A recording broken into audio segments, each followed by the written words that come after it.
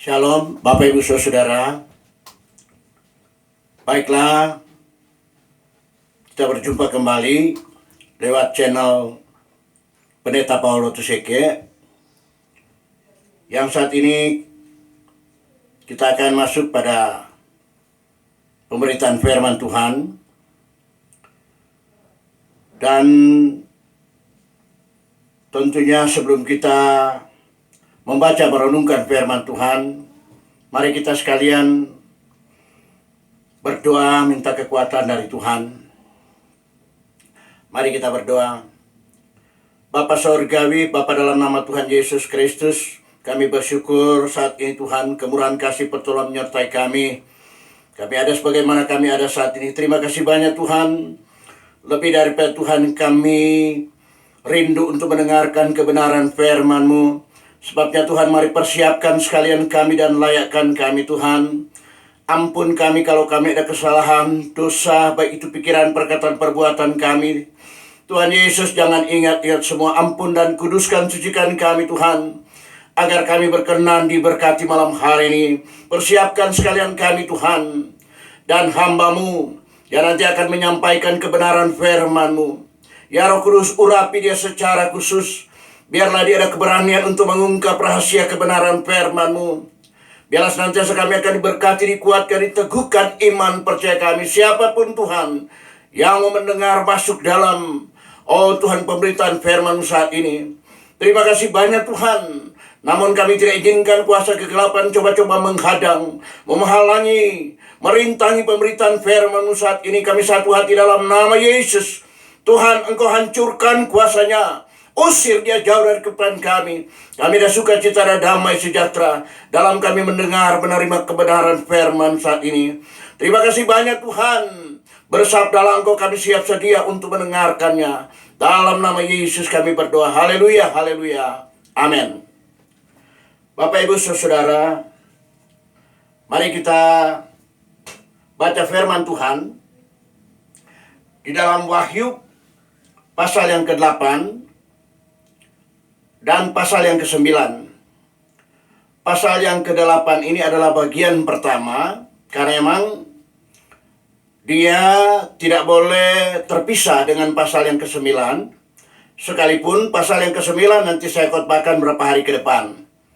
Tapi saat ini kita akan membaca firman Tuhan pasal 18, Wahyu pasal 8, ayat 1 sampai ayat 13. Ini bagian pertama.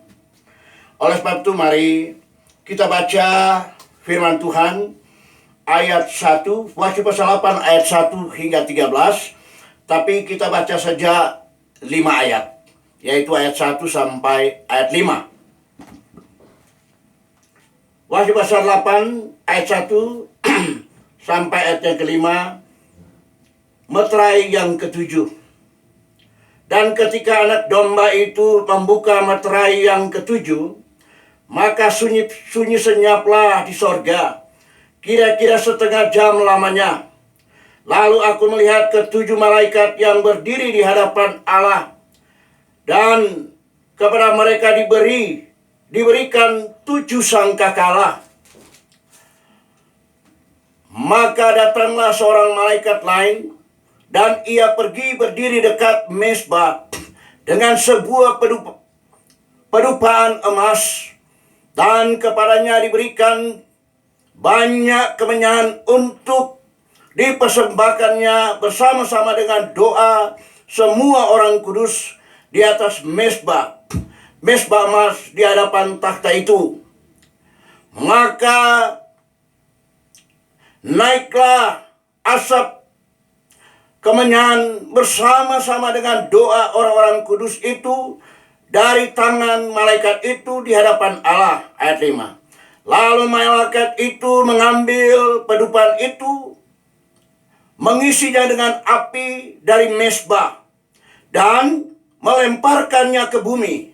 Maka meledaklah bunyi guruh, disertai halilintar dan gempa bumi. Demikian Bapak Ibu Saudara, di sini kita sudah membaca 5 ayat daripada pasal 8 ini, ayat 1 sampai ayat yang ke-5. Bapak Ibu Saudara-saudara, ini merupakan satu malapetaka atau hukuman. Dan ini sekali lagi ini akan terjadi pada masa tribulasi. Pada masa tribulasi itu, di mana orang-orang yang tidak mau percaya, tidak mau bertobat pada masa tribulasi, mereka akan mengalami 7 jenis malapetaka atau hukuman bagi manusia yang ada di bumi yang tidak mau menerima dan tidak mau bertobat kepada Tuhan. Oleh sebab itu Bapak Ibu Saudara-saudara, bahwa senantiasa mereka sekali lagi ada di dalam masa tribulasi di dunia ini. Dan mereka yang tertinggal itu yang tidak mau bertobat, sekali lagi mereka akan mengalami ketujuh malapetaka itu atau hukuman bagi mereka. Kita mulai pada ayat 1 dan 2. Di sini Bapak Ibu Saudara-saudara, dikatakan dalam ayat 1 dan 2, semua makhluk di sorga itu, mereka tahu ketika meterai yang ketujuh dibuka, akan terjadi malapetaka atau hukuman bagi manusia di bumi. Jadi malaikat sorga itu, mereka tahu bahwa akan terjadi hukuman atau malapetaka itu. Oleh sebab itu dikatakan di dalam ayat 1 dan ayat yang kedua, mari saya akan baca. Dan ketika anak domba itu membuka meterai yang ketujuh, maka sunyi senyaplah di sorga, kira-kira setengah jam lamanya. Ayat 2. Lalu aku melihat ketujuh malaikat yang berdiri di hadapan Allah, dan kepada mereka diberikan 7 sangkakala. Jadi kita lihat bahwa ayat 1 dan 2 ini dikatakan oleh firman Tuhan, terjadi sunyi. Sunyi di sorga, terdiam. Semua makhluk terdiam. Dikatakan oleh firman Tuhan, kira-kira selama setengah jam.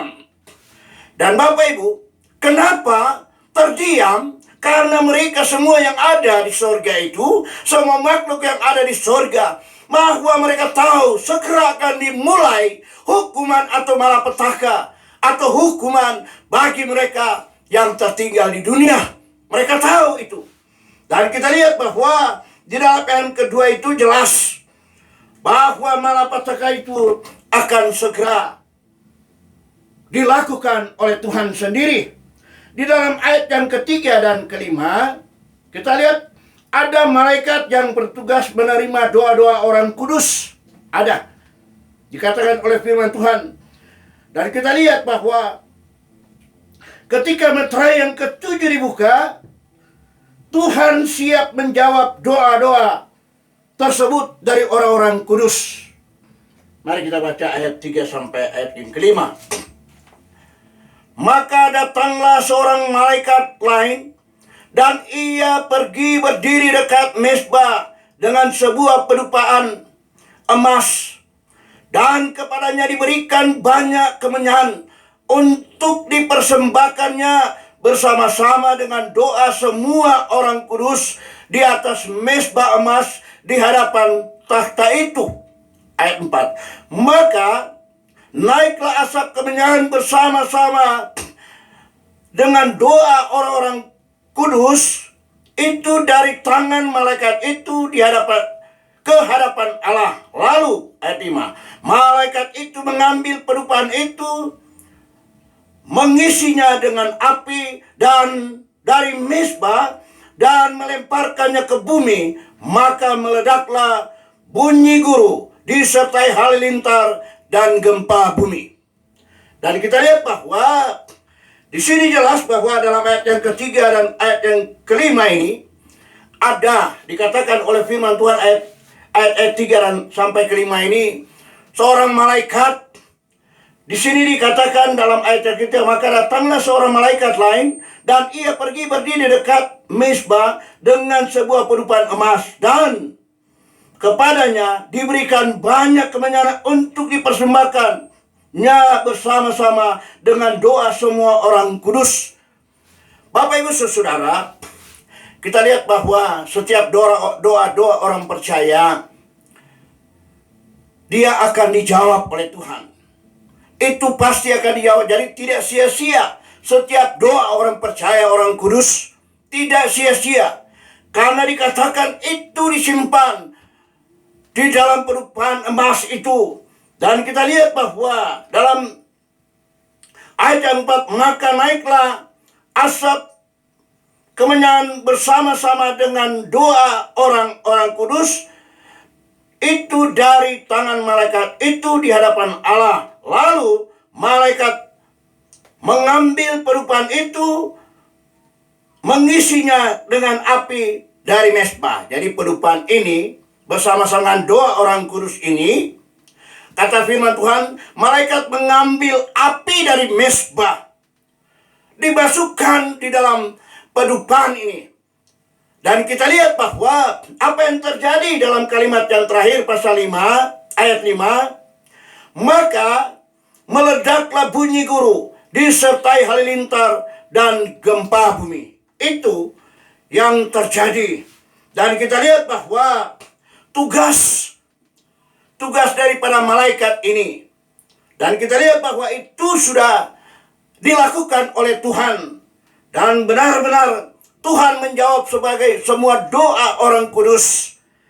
Dan kita lihat bahwa di dalam keempat sangkakala yang pertama, kita lihat karena tujuh meterai ini adalah 7 sangkakala yang nanti akan kita bahas. Tapi pada pertemuan ini malam kita hanya membahas 5 sangkakala. Dan kita lihat bahwa keempat sangkakala yang pertama, yaitu bagian yang pertama ini ayat 6 dan 7. Kita lihat sangkakala pertama, sepertiga dari bumi terbakar. Ini sangkakala yang pertama ayat 6 dan ayat yang ke-7 dikatakan 6 dan 7. Dan ketujuh malaikat yang memegang ketujuh sangkakala itu bersiap-siap untuk meniup sangkakala. Lalu malaikat yang pertama meniup sangkakala dan terjadilah hujan es dan api bercampur darah. Dan semuanya itu dilemparkan ke bumi. Maka terbakarlah sepertiga dari bumi dan sepertiga dari pohon-pohon, dan hanguslah seluruh rumput-rumputan yang hijau. Ini akan terjadi manakala pertama, karena tadi pada awal tadi terdiam setengah jam di sorga. Karena mereka yang di sorga tahu bahwa hukuman segera akan dilaksanakan oleh Tuhan sendiri. Dan hukuman yang pertama ini, ya dikatakan bahwa pada saat sangkakala itu, yang pertama itu, maka sepertiga dari bumi terbakar. Bapak Ibu Saudara, tadi disebutkan di dalam ayat yang ke-6 dan ke-7 ini, ayat 7 khususnya, lalu malaikat yang pertama meniup sangkakala dan terjadilah hujan es dan api bercampur darah. Mungkin orang bertanya, apa ini mungkin? Apa ini bisa terjadi? Apakah ini akan terjadi? Ya dan amin, ini akan terjadi. Khususnya dalam ayat yang ke-7 tadi, malaikat yang pertama meniup sangkakala dan terjadilah hujan es dan api bercampur darah. Kita lihat bahwa ini tinggal mengulang saja. Pada masa Sodom dan Gomora itu dihukum oleh Tuhan, demikian sama. Dari langit, dari Tuhan, dari langit dikatakan bahwa Dia menghanguskan, jadi api dari sorga, api dari Tuhan, dari langit turun, menghanguskan mereka yang diam di Sodom dan Gomora. Jadi perkataan ini ya dan amin tinggal mengulang. Peristiwa ini pernah terjadi. Saya coba baca untuk meyakinkan kita bahwa ini benar-benar akan terjadi. Di dalam Kejadian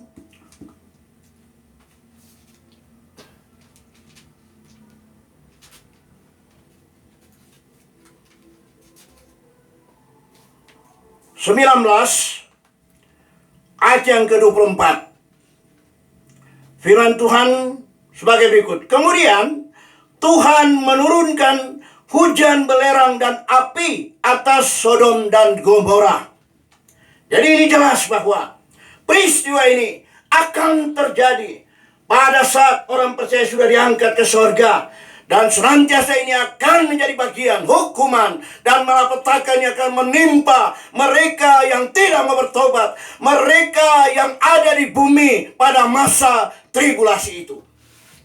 Bapak Ibu Saudara, kita lihat bahwa ayat yang ketujuh ini sangat amat jelas bagi saya dan saudara bahwa hal ini benar-benar akan terjadi. Jadi kita lihat bahwa sangkakala itu akan menandakan bahwa hukuman ini segera akan dimulai. Tadi saya sudah katakan bahwa mengenai Sodom dan Gomora itu orang harus ingat semua bahwa itu akan terulang kembali pada masa tribulasi sebagaimana firman dalam ayat yang ketujuh yang kita sudah bacakan tadi. Dan kita lihat dunia pada waktu akan mengalami kelaparan dan polusi. Kemudian memungkinkan juga dikatakan darah akan dicurahkan dari langit.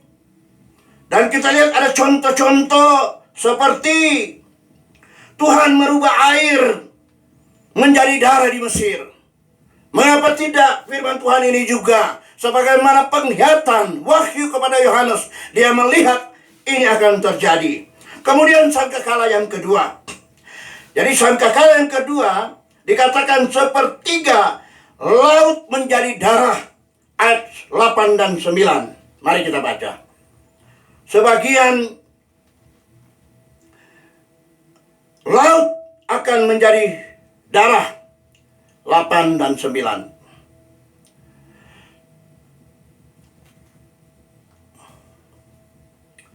Dan ketujuh malaikat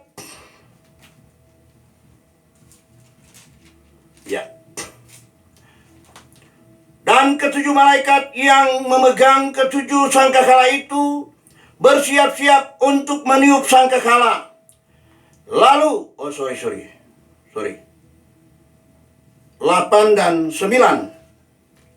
Lalu malaikat yang kedua meniup sangkakalanya, dan ada sesuatu seperti gunung besar yang menyala-nyala oleh api dilemparkan ke dalam laut.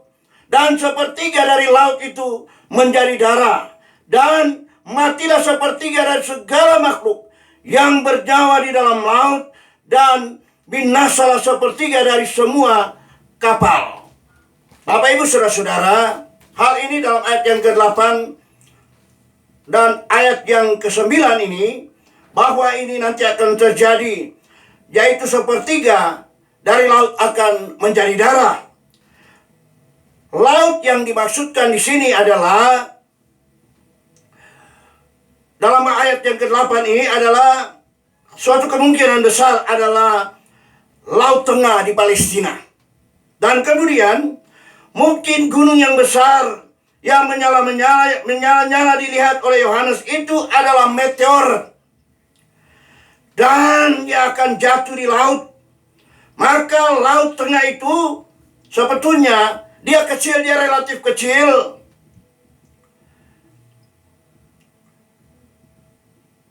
Dan berukuran kecil dibandingkan dengan tentunya samudra, baik samudra Pasifik maupun samudra Atlantik. Dan namun Laut Tengah adalah jalur yang sangat ramai pada waktu itu. Dan kita lihat sampai saat ini, jalur ini adalah jalur di mana perdagangan ekonomi itu sangat lancar dan melewati kapal-kapal, tanker-tanker melewati lautan ini. Dan kita lihat bahwa menurut pasal yang ke-18, firman Tuhan dengan jelas mengatakan bahwa pusat perdagangan dunia nanti akan beralih di kota Babilonia, yaitu sekarang yang disebut Irak. Jadi pusat perekonomian akan beralih dan pusatnya ada di Babilonia yang kita kenal dengan Irak. Dan ini sudah dimulai oleh Saddam Hussein pada waktu dia masih memerintah. Dia sudah mulai membangun ini. Dan kita lihat bahwa hal ini sungguh-sungguh akan terjadi. Dan kita lihat tadi bahwa dalam ayat yang ke-8 dan ke-9 itu,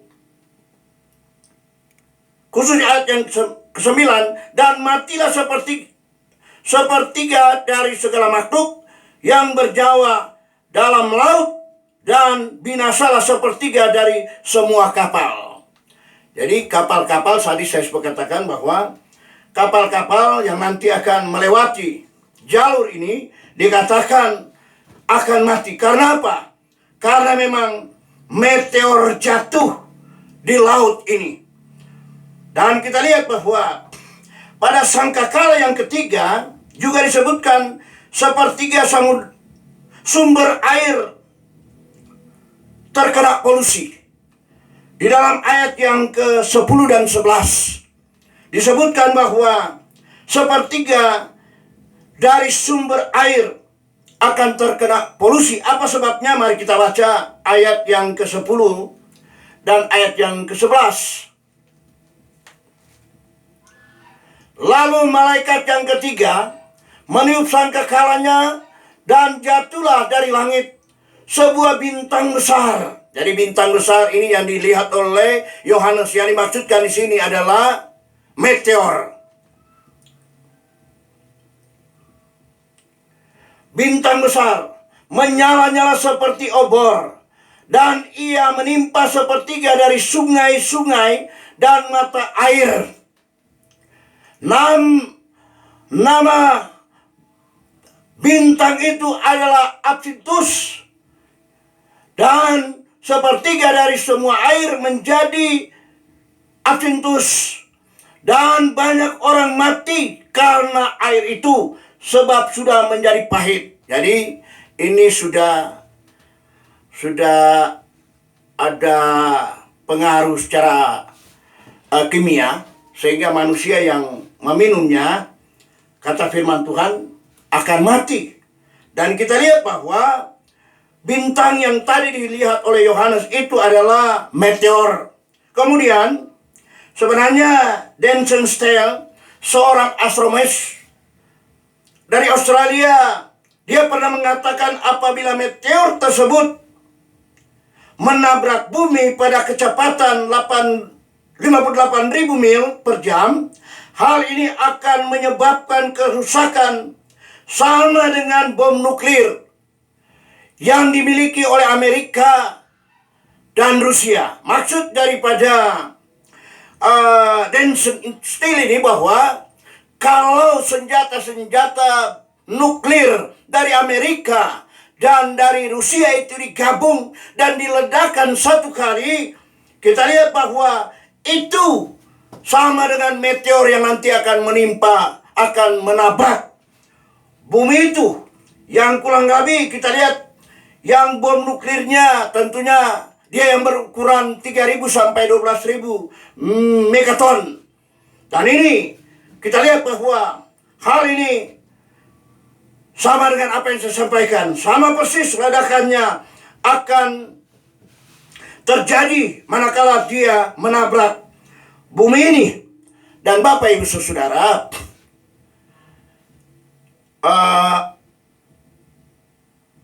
hal yang sudah disampaikan tadi bahwa oleh Denson Steel ini, bahwa meteor ini sedang dalam perjalanan menuju bumi. Dan kita lihat bahwa dia sedang dalam perjalanan ke bumi, berarti akan bertepatan dengan masa tribulasi itu. Dan hal ini benar-benar nanti akan terjadi, karena memang firman Tuhan sudah mengatakan hal ini dengan jelas.